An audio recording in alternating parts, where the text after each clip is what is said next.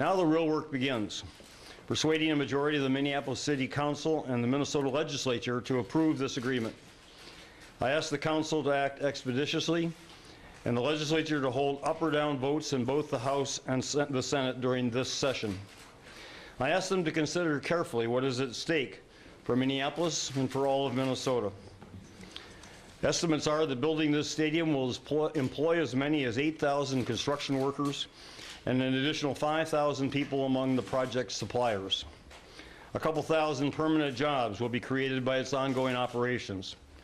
Our state will have a premier stadium to host the Minnesota Vikings, college and high school teams, rock concerts, monster truck matches, and other major events that will generate even more economic activity and showcase both Minneapolis and Minnesota to people all over the world. The Minnesota Vikings will play 12 games per year here. I'm counting the 2 home field games you get for winning the league division and then going into hosting the playoffs. The other 353 days, this publicly owned stadium will be operated by a public authority to best serve the needs, the activities, and the enjoyment of the people of Minnesota. The time has come for Minnesota to make a decision. Minnesota needs to decide whether or not we, in fact, do want to keep this team in Minnesota. I do. I'm committed to that.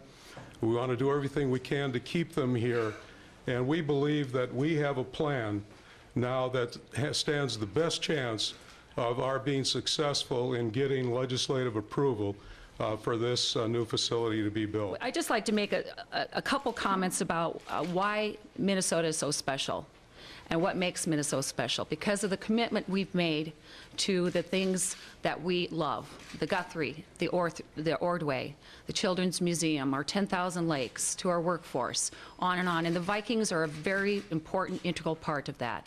So right now we need to make a commitment. We have a plan in place, a very good plan.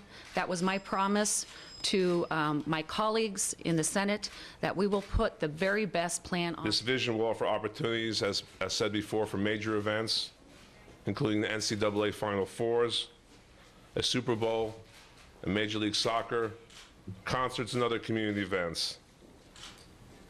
So we're very excited as owners to be able to be on the cusp of resolving the stadium issue in Minnesota. And today is a big step forward. The parameters that I've received from leadership is no general fund money, no increase in no sales tax increase, no tax increase, and we've been very clear on that. There's otherwise, I think the green light has been for put the very best possible bill on the table that can garner votes. And that's we believe we have a very compelling case to make to not only the people on our council, but to the people of Minneapolis, that this arrangement allows us to extend sales taxes that were in jeopardy of being removed from the city. Had that happened, we would have no funding for the convention center or Target Center, leaving both of those obligations to the property taxpayers. This solves that problem. It also makes $1 billion investment in the city and puts a lot of folks to work. Regarding the electronic pull tabs, whoever can answer this, why did you select that source, and why are you confident that that is going to be a steady source of income? Well, it meets the criteria that the legislative leaders have stated, which is no general fund tax dollars, and it's a expanded part of an existing tax on charitable gaming, where the beneficiaries are the state of Minnesota and charities all over the state of Minnesota. So it provides a benefit for the charities in terms of additional revenue as well as the state. We have an estimate from Commissioner Fran's revenue that $72 million is the current projection. Now that is obviously not locked in because we don't have the operating experience, and in terms of selling the bonds, if this agreement is approved by the legislature and the council, we'll have to see what kind of assurance that we have to provide, if any, beyond that in order to sell the bonds. But and the other advantage of this is, as far as we know so far, there won't be